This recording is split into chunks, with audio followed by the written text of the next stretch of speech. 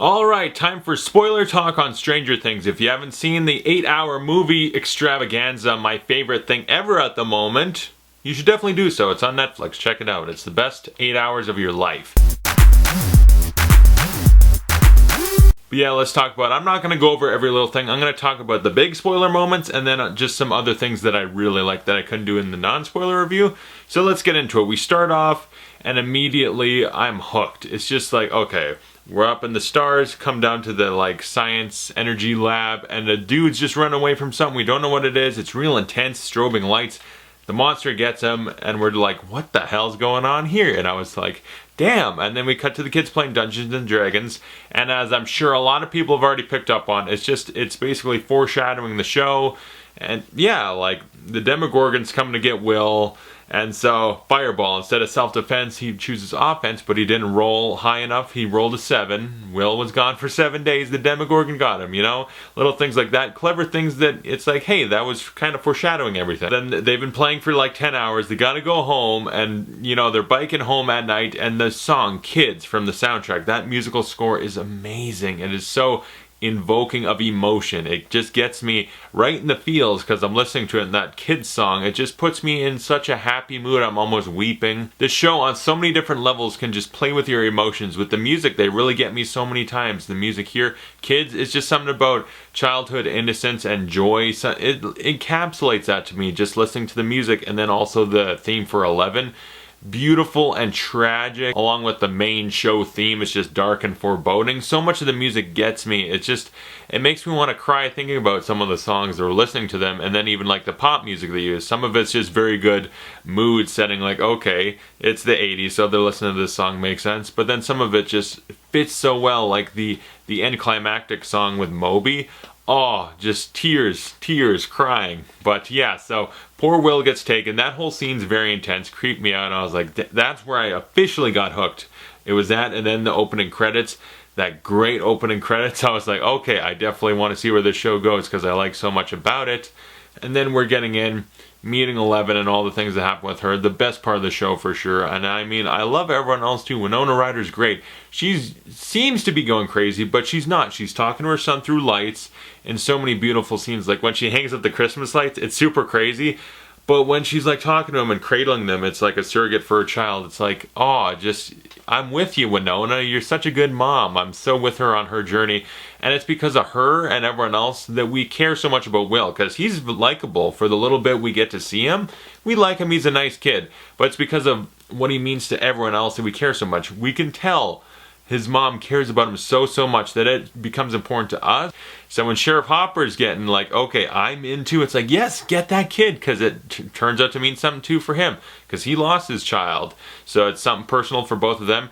And the kids, I mean, it's their best friend, and because of them also, it's like, yeah, it means something to them. So through all these other people, his brother, everyone, it's just Will become super important to us as someone we don't really know. And also, I just want to say, very early on, they're dropping hints and clues and little things that you couldn't pick up on unless you watch it a second time.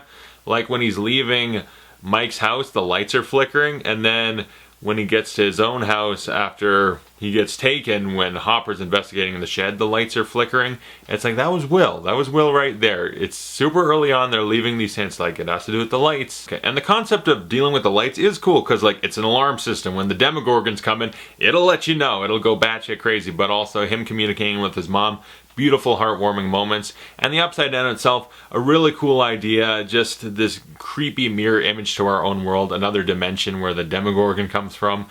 And yeah, it's damn creepy. And the whole, how the Demogorgon works, it's kind of like Aliens, I guess we'll say. Because there are theories, oh, it's just another person from that science lab, because 11 is the 11th one. So there's 10 other ones. But it doesn't make sense that, yeah, you're telekinetic to this or that. I don't know how you get stuck in another dimension and transform into the Demogorgon. I even heard an interview where Finn Wolfhard asked the Duffer Brothers, like, what do you think about that? And they're like, nah. But it's a creepy world, you know, when they eventually find Will. It's like there's a tendril, like, laying slugs in his stomach and stuff. It's gross. It's disturbing. Yucky. And poor Will has to spend 7 days there. No wonder he's got PTSD and everything at the end of the show. But going back to everyone else, like Hopper. Hopper's great in this show, okay? He's, at the beginning, he's just like so not involved. Like, yeah, whatever, listen, we'll find him. It's always, he's with a parent or a friend or something, and then he just gets more and more involved and becomes more important in this conspiracy with this government, and he breaks in there on 2 separate occasions, and he's also an ass kicker. Like, he's a good detective, but when it comes down to it, he's like, okay, and then you can just start kicking some ass. Those scenes is just like, yeah, Hopper, you're the man. And all the kids are great. Gaten, Matarazzo, you know, him as Dustin, just the comic relief, but also the heart of the group, because he keeps them, brings them together. They're fighting, they're gonna not get along, and he has to bring them back together. Like, listen, we're best friends. You were being assholes. I'm the only reasonable one. Let's fix this. Like, he's got some depth. And then Lucas, like, he's a little bit hot-headed, but he's trying to be logical with things, and then because Mike's hanging out with Eleven, he feels like there's distance, so he becomes kind of like really pissed off at him. And so yeah, he is a little bit of an asshole, but at the end of it, they all make up and they become best friends again, so it's all worth it. And then Mike and Eleven. To me, the best part of the show is Mike and Eleven, because I love Eleven beyond comprehension. Then amazing performance, because it's so minimalistic. Very few words, just a lot of face acting. And so good, you get so much off her, this lost puppy feeling, but also just in her face she conveys so much sadness and loneliness. And yeah, just she lights up, and just happiness when she's around Mike, and Mike is nice to her. Like, I think of one of the best moments of the show is when he has to have her hide in the closet, and then we get the flashback to her getting put in that, what is basically a closet type cell at the science lab. And then Mike comes and lets her back out and opens it, like, you okay? And then you just see her, like, happiness that he actually came back. Someone actually did something kind to her. Like, no, I'm not breaking a promise. I said I let you out and this and that. That scene is so beautiful. It's so good. And there's so many scenes like that that are just so much joy and emotion comes out of me. I'm getting a little bit of goosebumps right now. Mike and Eleven, their connection together is so good. It's so cute and just heartwarming, beautiful, because it's like, yeah, at first it's like just taking care of her. She's lost puppy or whatever. I can help you out, I'll be nice. But then they start caring for each other, and she's like, Eleven is a young girl coming of age, and so that leads to a lot of great scenes, like where she's like pretty and looking at her sister, and then when she has to put on the wig, and is like, pretty good. And then later, like, she has a real breakdown, because after Mike turns on her, which was sad too, because like in the heat of the moment, she threw Lucas across the junkyard and stuff, so he got mad. But then, like, she's got a lot of self-doubt, a lot of anger towards herself, thinking she's not pretty and all this and that, and having a real tragic backstory of being like, what, 11 years in captivity at a science lab. Not the most fun time. So like, she pulls the wig off, screams at the water, steals some Eggos, but that was a funny scene, okay? Mouth breather. And she does make a triumphant return, another great use of music, and just, again, great acting. Just those bullies, those Stephen King type bullies, where it's like, they're just soulless jerks, and then something happens, so then, okay, switchblade time, we're gonna go real psycho. It's like, yeah, I've seen that in, like, Sometimes They Come Back, It, Stand By Me. Stephen King did that a lot. And she just shows up and like, push one down, snap your arm, go. It was great, okay? The payoff of having sort of one-note bullies was just seeing them get their ass kicked a little bit. It felt good. And then, yeah, that moment too, also another great tragic moment, because she blames herself for a lot, really, because she went into the nether or whatever, where it's just all the black, and there's that monster, the Demogorgon, and then they told her, Matthew Modine's like, time to make contact. So she went and touched it, and because of that, that opened the gate. And it is slightly ambiguous, like, was it because she touched it that it was able to use her as a way to open the gate, or did she actually open a gate between dimensions? Like, she blames herself, but I've never fully blamed her for it. I blame Matthew Modine. It's his fault. He's a dick. But she blames herself, and she's like, I'm the monster. And that's another beautiful scene. It's like, no, you saved me. You're not a monster. And they all have the group hug.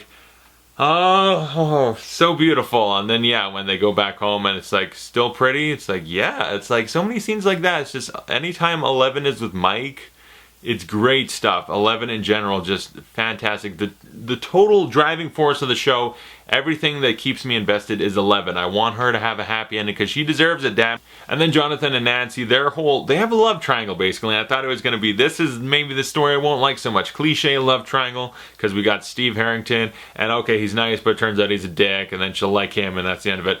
But no, they keep it, there's depth to all these characters, obviously. So like, Steve Harrington has to realize, I've been a dick, I'm gonna say sorry and I'm gonna earn the apology. I can't just say sorry and that's the end of it. I gotta help you fight a Demogorgon. I gotta beat it with a bat.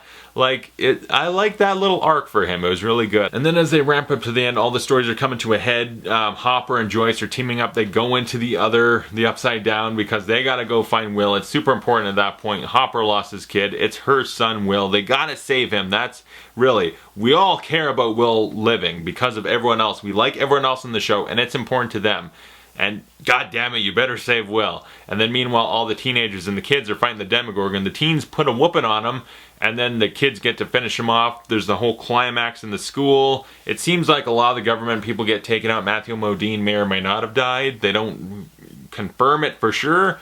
And then it's just, it's a bummer. It makes me so sad, really, where Eleven's like, no more, and she has to do it. And it seems like a self-sacrifice. They just turn into mist and dust. And well, I'm pretty sure because of what happens later, she is still alive out there in some way.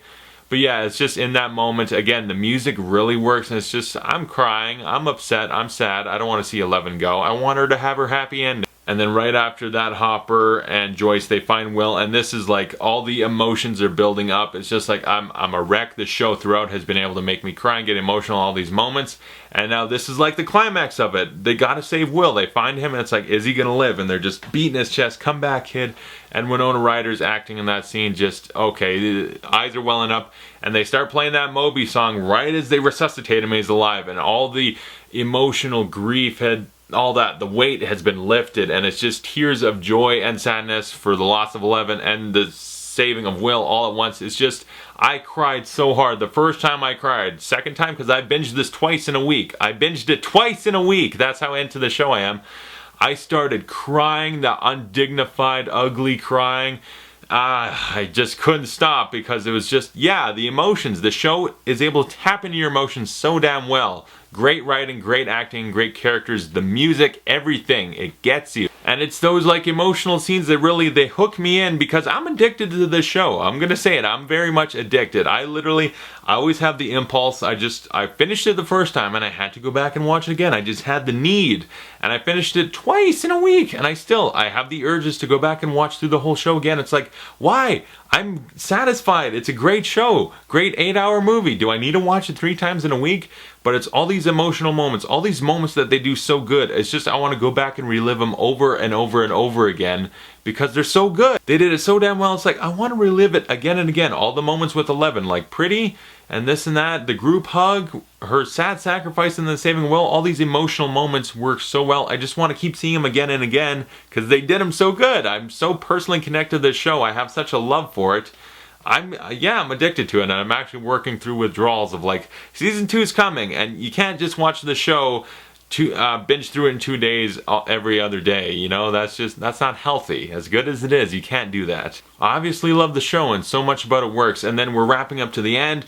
We lost Eleven, but we saved Will, and Will's not doing so well, you know, he coughs up a slug, he has a quick flash at the Upside Down. It's like he's been personally scarred from what happened to him, and bad things lie in his future, I'm sure. And then Hopper's getting those sweets and the Eggos, and he leaves them in that box in the forest, letting me feel, yes, she's out there somewhere. There is still an Eleven. She's not dead, and I can't wait for season 2.